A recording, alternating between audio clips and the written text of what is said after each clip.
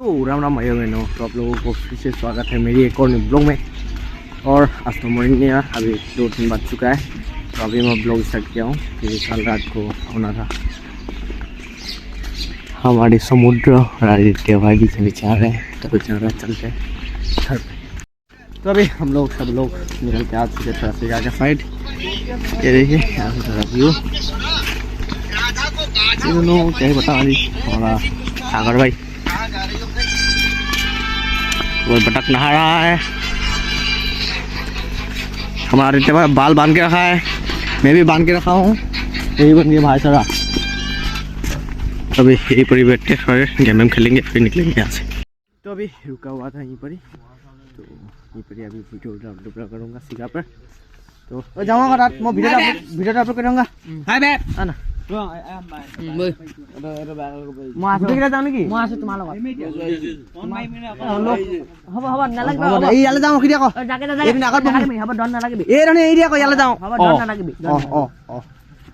अभी यहीं पर ही बैठते हैं। तो यहाँ पे बैठते हैं।